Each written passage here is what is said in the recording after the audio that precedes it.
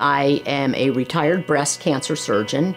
I practiced breast cancer surgery for around 36 years. What's missing in medicine these days, I feel, is the psychological and social support.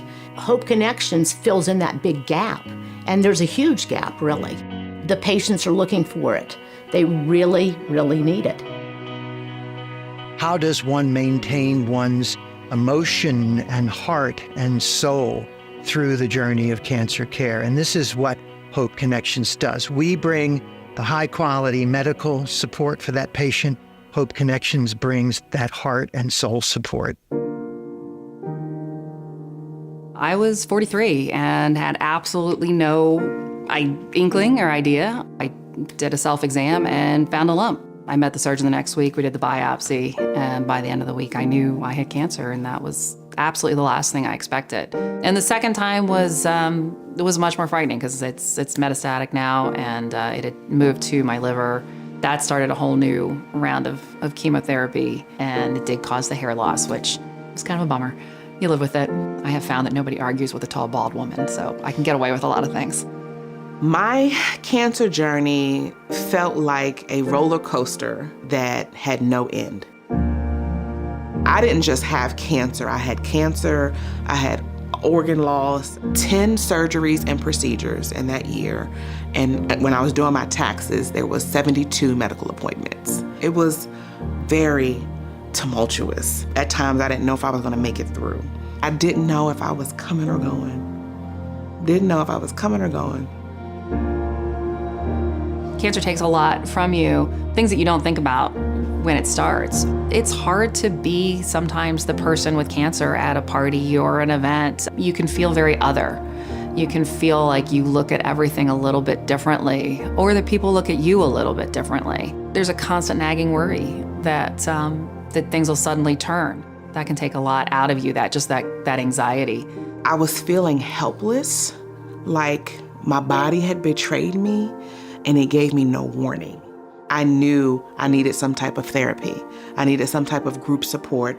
I needed a place that I could share exactly how I was feeling without worrying how it would affect anybody else. And I saw the word Hope Connections. And the slogan, no one should face cancer alone. It was like bells were going off, like, call them, call them.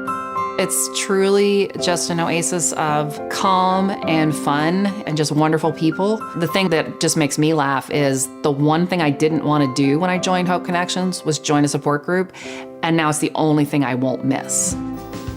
My first group was not so much the emotional vulnerability, it was I had a practical need and they gave me suggestions to meet the practical need. I said, okay, well, if they can do that for this little bit of like this physical need, let me go ahead and try the emotional need. And so I began to share. You really knew that they understood. I mean, I can share with my husband, I share with my children, share with my mom. They can empathize, but they can't really understand. You can say things that you're thinking that you just don't feel comfortable saying to anybody else. We all have thoughts that we don't want to say out loud, but sometimes you need to. And it's a safe place where there's no judgment. Every time I've been on a call or been there in person, no matter what I'm going through, I've always left feeling better. It's making the journeys just so much easier to bear. Hope Connections is definitely something that people should not do without going through cancer. No one else is doing this, both online and in person and free. That kind of resource, that kind of access is so important to so many people that we must maintain it. We must, in fact, grow it and expand it. The people who run Hope Connections have their heart and soul in this, truly.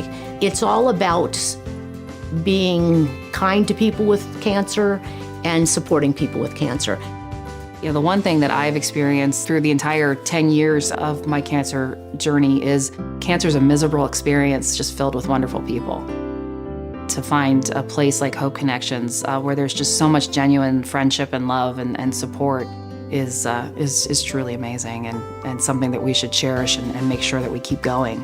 You people out there watching this thing right now, need to fork over some cash flow. This is going to an incredibly important cause for patients who are going through the valley of the shadow of death. We can help them. Before Hope Connections, I was in a very low place. I could not see myself post-treatment. And then when I connected with Hope Connections, life began. I was able to live again. I was able to think about the future again because of Hope Connections.